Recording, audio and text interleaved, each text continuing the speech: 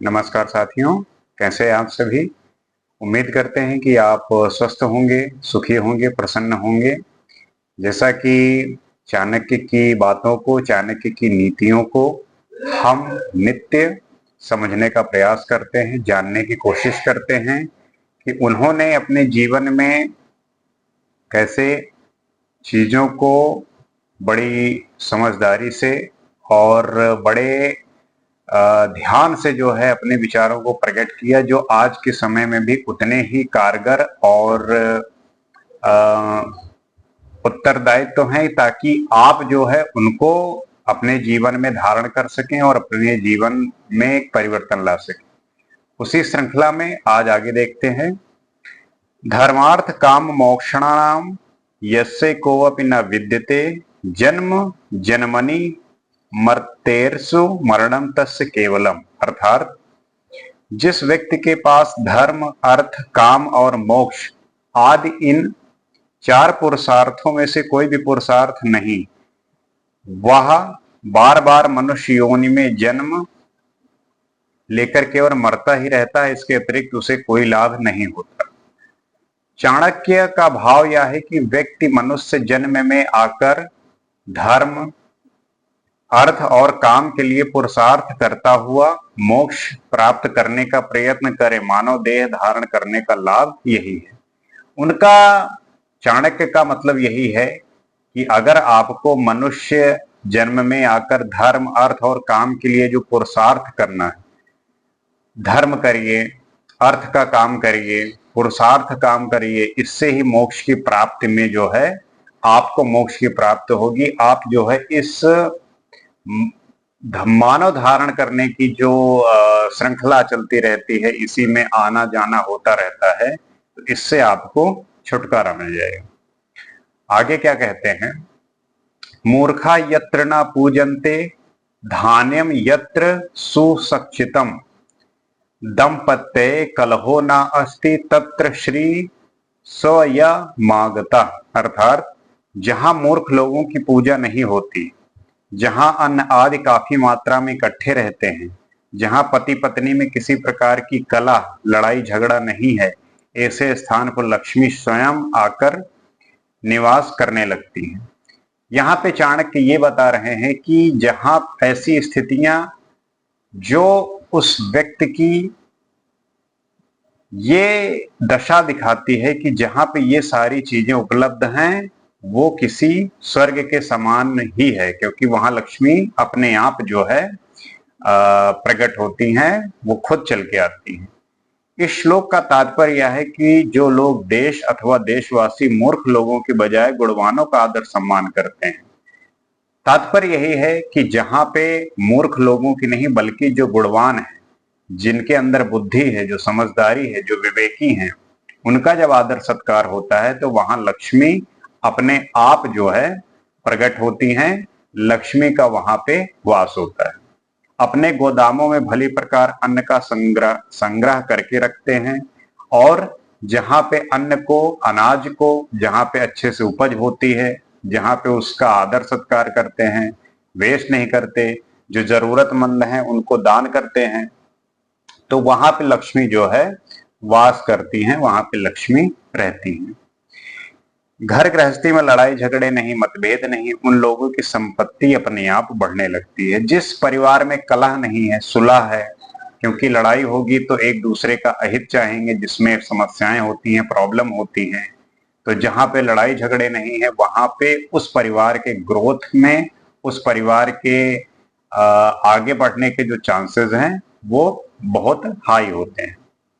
इसी श्लोक के साथ अध्याय तीसरा खत्म होता है।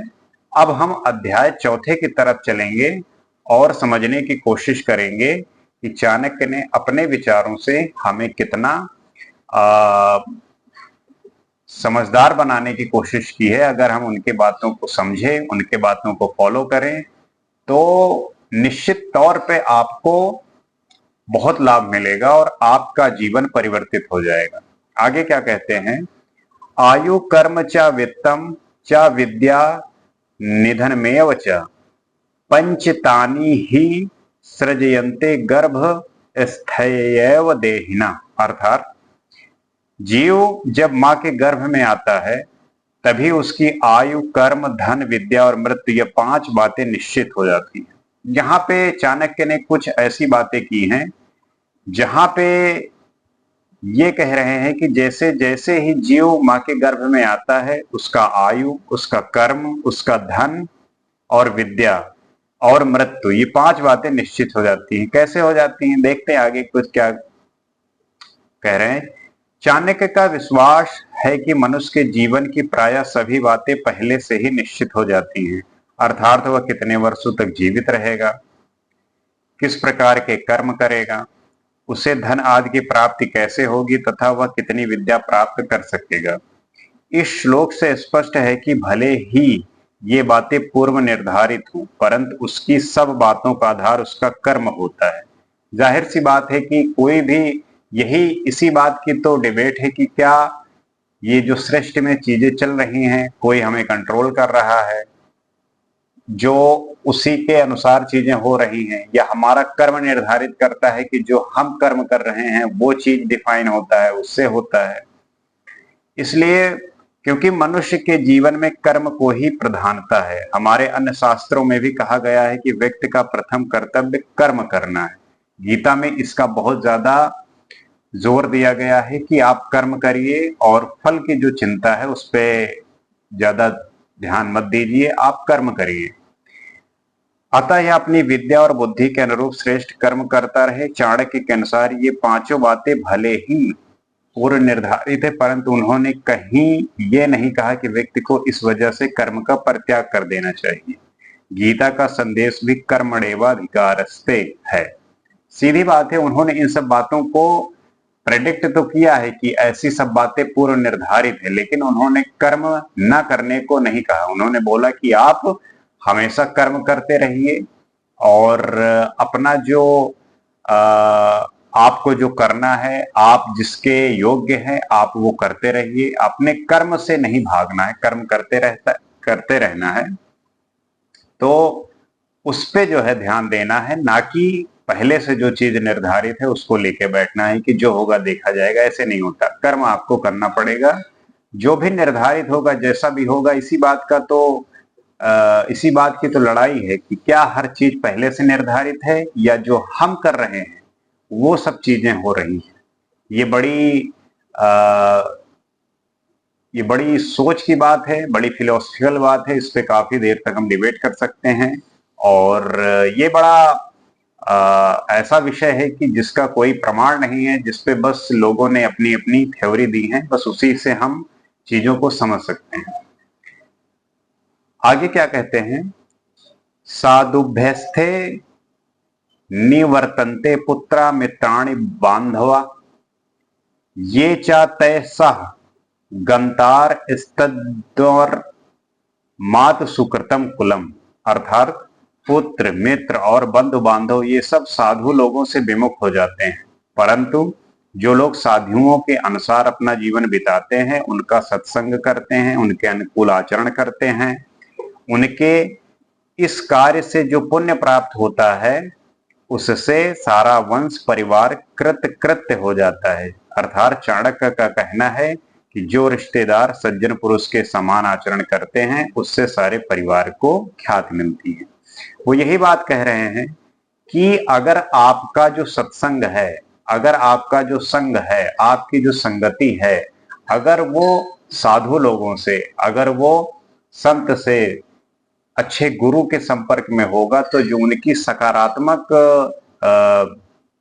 ऊर्जा है, जो पॉजिटिव एनर्जी है, वो आप में भी आएगी। क्योंकि संगत ही सब कुछ डिसाइड करती है कि आप किन लोगों के बीच में रहते हैं। संगत का असर बहुत होता है।